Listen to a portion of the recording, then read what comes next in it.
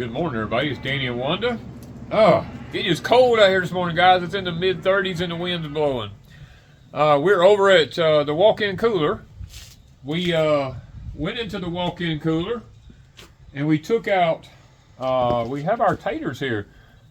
These are our, like the red Pontiacs.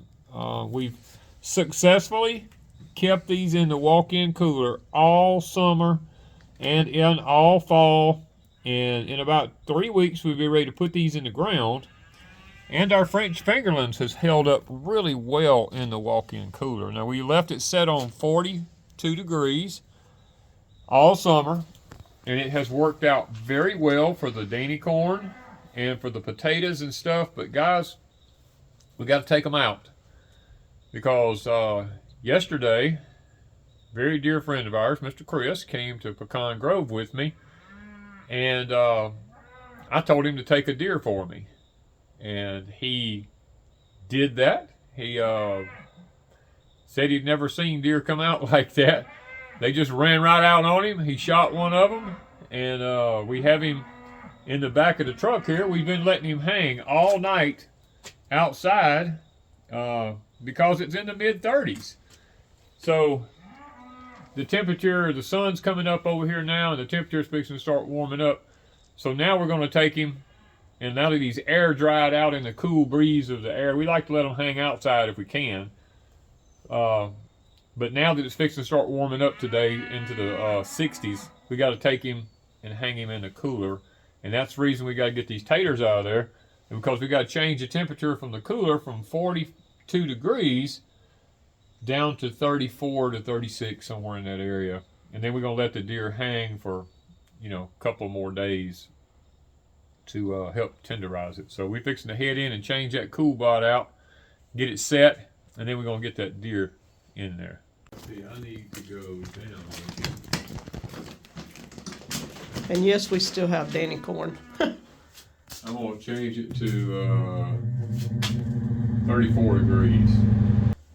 I got it set on 34 degrees, is what I have the room temperature set on. So, we got it, this is set on coolest setting, which is 60.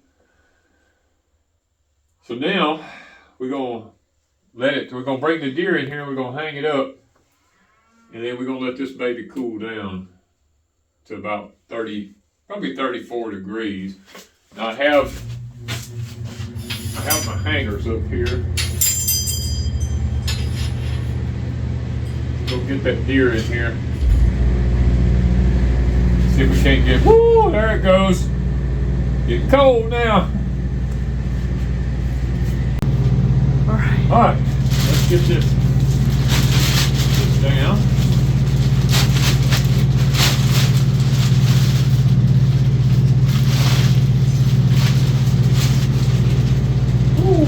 Okay.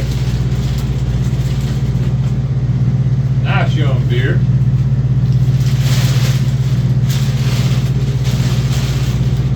Nice young deer. There we go. So now we're going to let it hang for about another day or two. And then we'll cut it up and we're going to make all kind of good stuff out of it.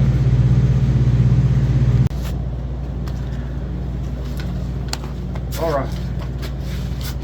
Okay. Hands are numb. We're down to 37 degrees right now.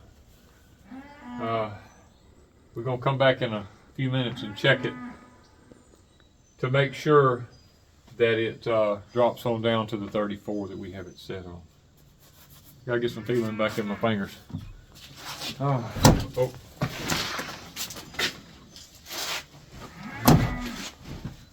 All right.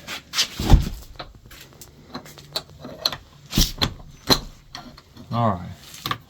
Turn the light off. Yeah, these good boys. This is my good boys. All my good baby boys and girls. Yeah. Them is just good boys and girls. Yeah.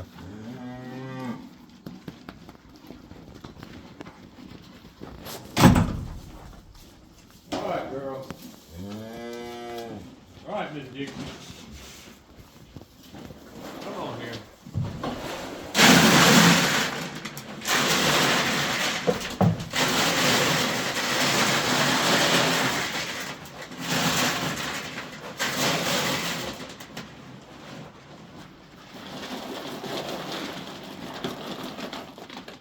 There we go. Now, y'all can be good old happy boys and girls. Yeah. All right.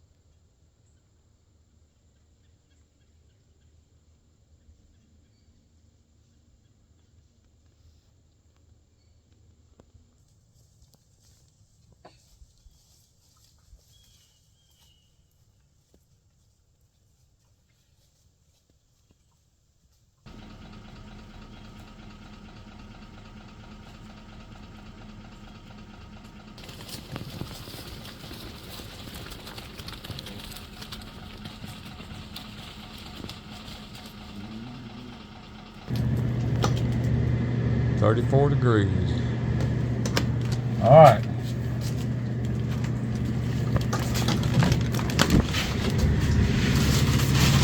Keep getting the animal all dirty. We're gonna stick it. Ooh, that joke is cold too. It's done been dripping a little bit. I see that. That's what we wanted.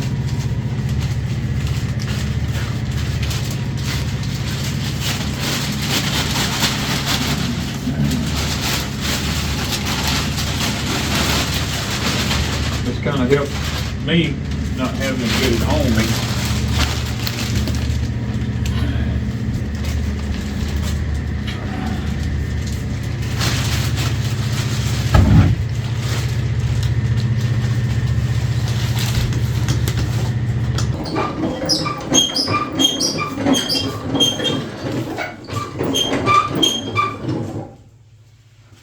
All right. Let's see if we can. Oh, didn't quite go far enough.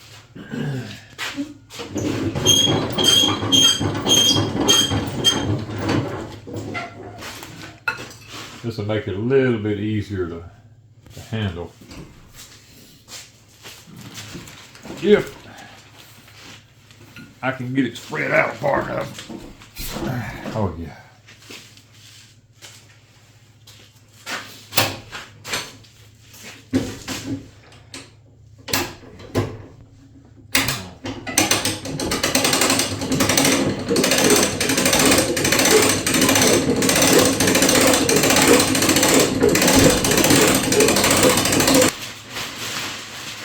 There we go. Alright, all three of our lugs out there.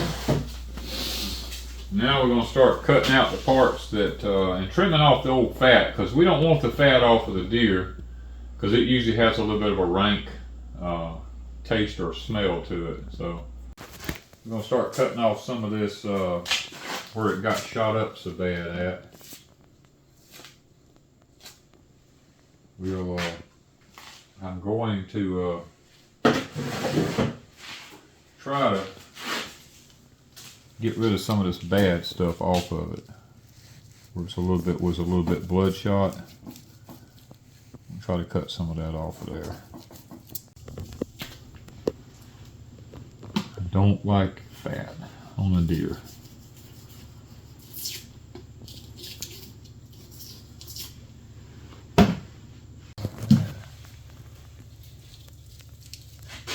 watch because your back straps is right here. And I like to cut to the back straps, and you got your tenderloin right there.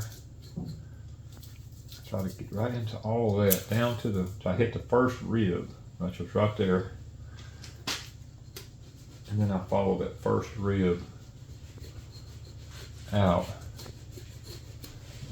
Get that big old piece of flank out of there. Find the edge of that shoulder blade.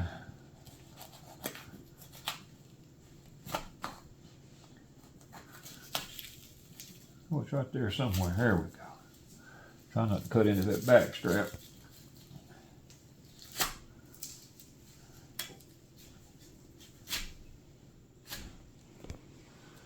Pretty shoulder.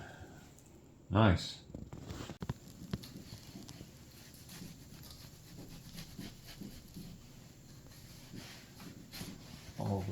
Follow the neck bone right there to the.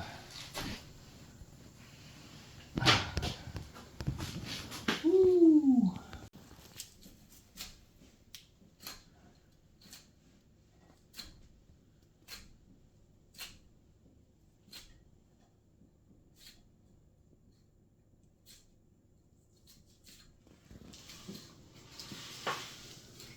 I'll tell you, that's a fat little old deer though.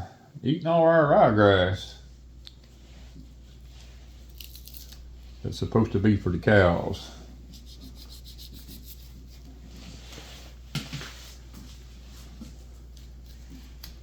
Usually, a tenderloin, I just start finding the backbone right there, and usually you can just, it'll peel right out. But now you gotta realize this one's been hanging, and it ain't warm.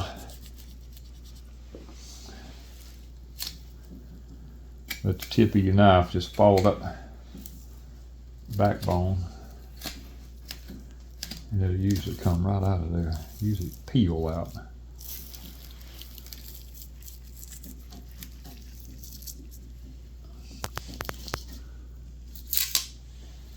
This is what will dry out faster than any other cut on the deer. I got to clean some of that fat off of it, but it's good.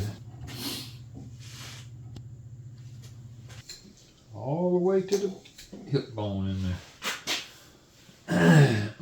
Now, this is always a little bit tricky right here. I always try to start in the center of the back. Cut all the way down. That silver skin makes it a little bit tough, but you'll hear the knife hitting the bone.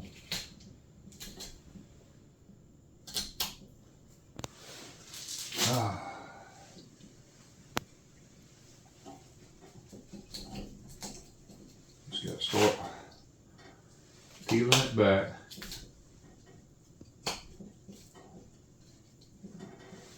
What happens is my hands get so cold because this deer is cold.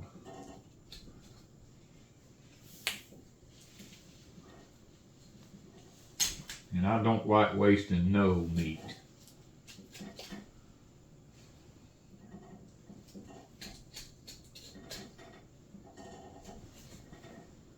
Can't feel.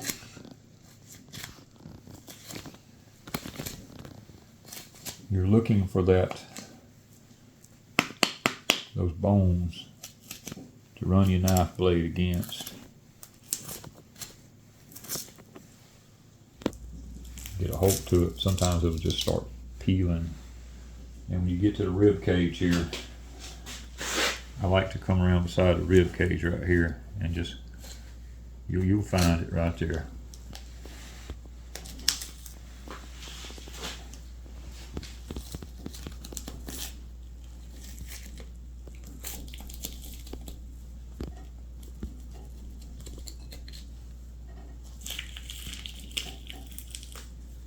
It'll usually just peel right on down.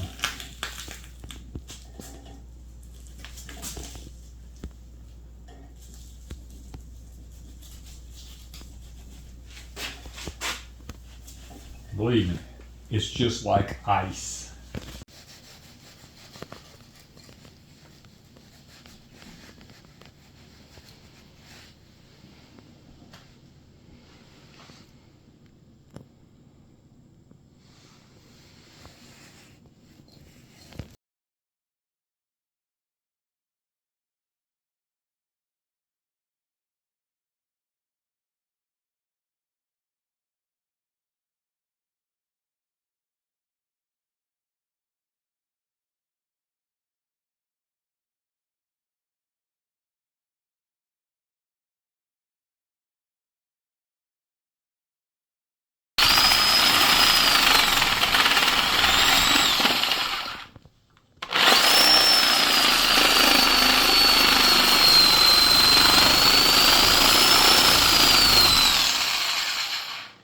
nice. New stainless meat cutting blade. I like it. I really like it.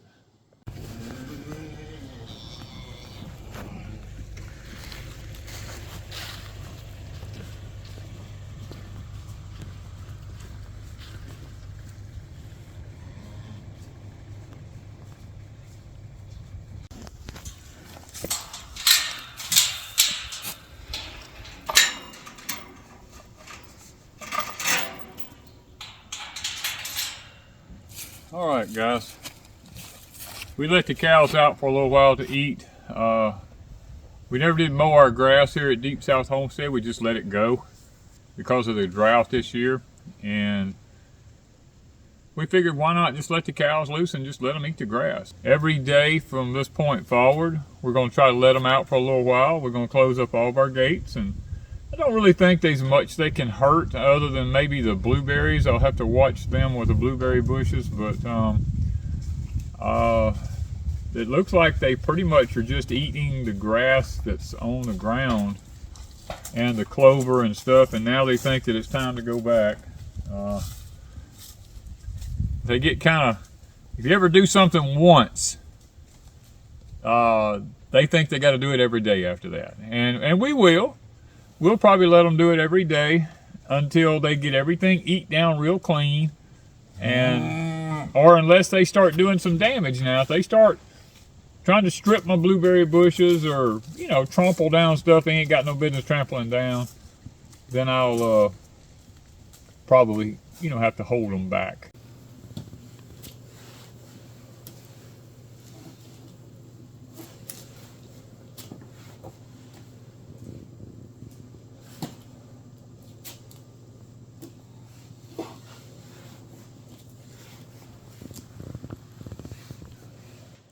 Okay, we just mixed up some Legs Old Plantation pork sausage seasoning. We get this at our local grocery store here. One of these bags mixes 25 pounds. We had 4 pounds of pork and 5 pounds of venison. So that gave us 9 pounds, and we mixed about half the bag, not quite half the bag, in with it. And what we're doing is we're just going to put the lid on it and let it set in the cooler over here where the seasoning can work its way through it, because we're fixing to grind up all of our deer burger, and we want to grind it through the machine before we grind the sausage seasoning, because we don't want that taste in with our deer burgers. So we're going to put the sausage over to the side, and we're going to be working on our ground venison. All right, guys, we got all of our venison cut up here, and we got some of our bagged pork that was our own pork. We mixed a couple of pounds in with it just to give it a little bit of fat, because the venison doesn't have hardly any fat in it at all. Now we've got our large whole plate in here first. We're going to run this twice because we like to grind our meat twice. We're going to run that through the large hole one first. Then we're going to rerun it through the little bitty hole one right here, which will give us a finer burger, because it seems like when you mix up these burgers through these big hole plates like this, like the slaughterhouses usually run, that the burger just don't hold together when you try to cook it in a pan. So Wanda and I kind of like ours a little bit more on the sticky side. So we run it twice, and we do that especially with sausage, because we learned that it mixes the seasoning up better.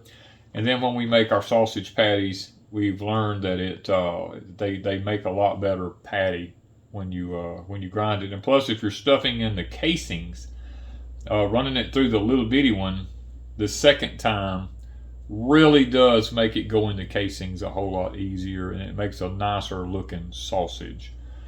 So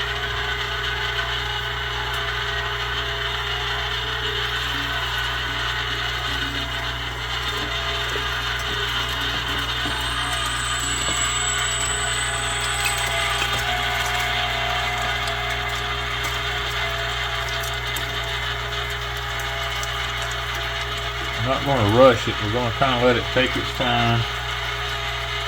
I've learned it does a lot better job.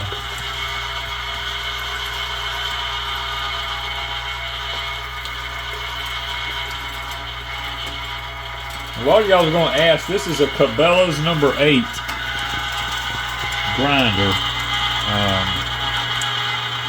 For those of you who are going to be asking.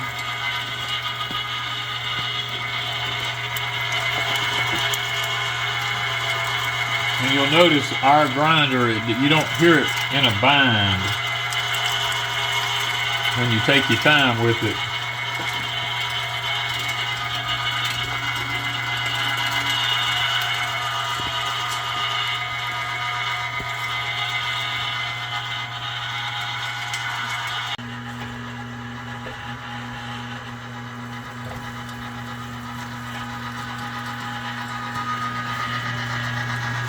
And that looks more like what ground beef used to look like, right? Yep, that's the way we like it, right? We like our venison or beef or anything pork, anything like this. It don't matter. That's the way we like it.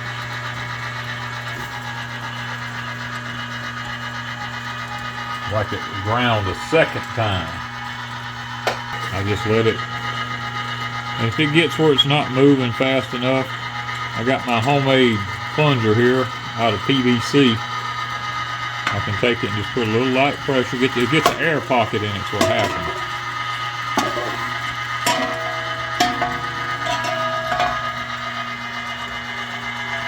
Now to us, that is what it's supposed to look like.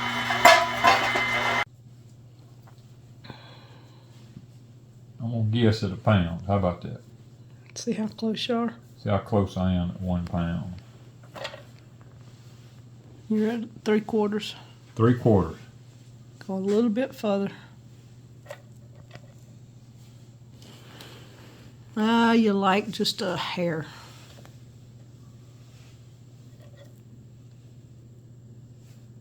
It ain't adding much to it. This looks like a lot for a pound, but... You still ain't quite there. Hold on a minute. What are you looking at? The 1? Did you have it on 1? I mean 0?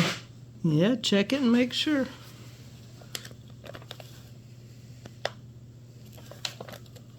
It just had 12 ounces. 1 pound's more than the average grocery store puts in a pound. I was fixing to say. Okay. You're at the 1 pound. That's 1 pound. Okay. That don't look like what you get in the grocery store, does it? No, it don't. That's a good pound. That's a true pound. That's a real pound of meat right there. I tell you, it just looks like more than a pound to me.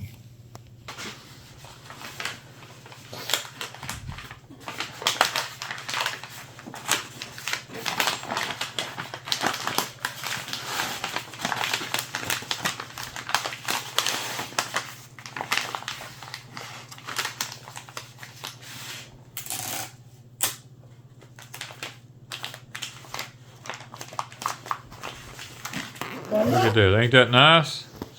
1 true pound of ground venison. Ground. You want deer or venison? Just put deer. And put #1 so we know that 1 pound. yeah. And today the date is 1. Oh, give me just a minute here. Let me. We don't keep up with the days. 7. 1/7/24. All right, when that's in the freezer, you at least know when you put it up and what it is, and it should. That's 1 pound. A lot of people asked on one of our videos here a while back what kind of meat slicer we used, and it said Vantco. Guys, this thing weighs about 60 pounds. It's not light. I'm gonna tell you, we keep it covered up here because we don't want it to get dirty. Okay, well, Miss Wanda's got a whole lug to go here. I'm gonna guess that there's about that amount of meat. 10 to 12 pounds. With 10 would be lucky. I'm just We're gonna guess at it. we're just gonna guess it. I'm gonna We'll say see 10 in about pounds. 10 minutes. We'll know in just a little while. Well, we finished wrapping up all the ground venison that we did. We ended up with 11, and we had one here that had 1 1/4 pound in it, but 11 1/4 pounds of ground venison.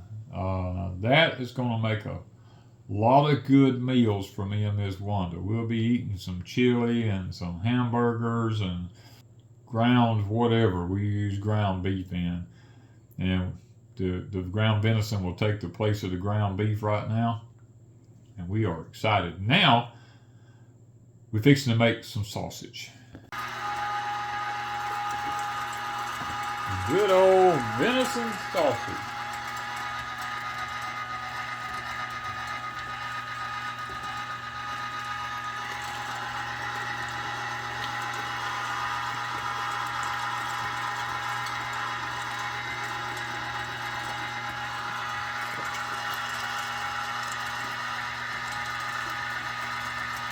Grind number 2 on the sausage.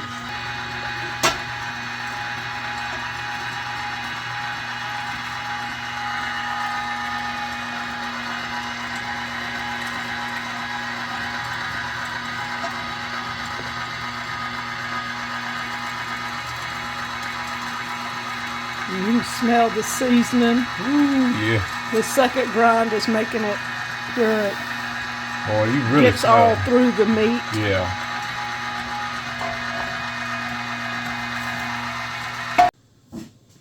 Well, everybody, we've got our deer sausage made. Wanda and I decided on the sausage to put it in half-pound packs because for us to eat a pound of sausage at a time is just too much.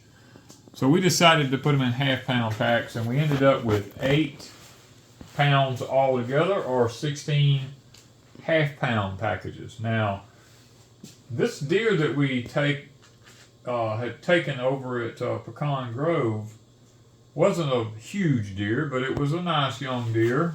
First year doe looks like. We took 2 roasts off of the hindquarters. We took 1 roast off of one of the front shoulders. The other front shoulder was completely obliterated. It was just gone. And we cut all the rib meat off, and the hocks and things like that.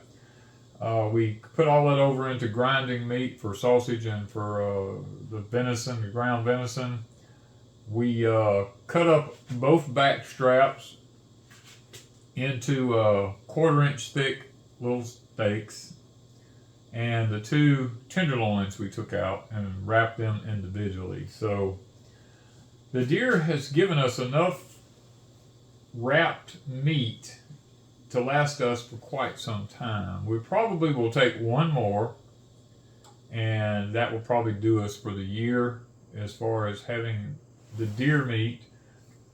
Plus we have 2 cows that we've got to butcher. So that should give us enough meat to last us all year long. So for those of you who wondered about processing a young deer, we thought we'd take you along and show you this process, how we do it. I mean, there's a lot of different ways to do it, but this is how we do it, and this is what we got out of a young deer. So I hope it was a blessing to you, and I hope you maybe it showed you something that a little bit about the process that we use. Maybe it'll help you out in the future with your deer. So thank you guys from Deepsouth Homestead.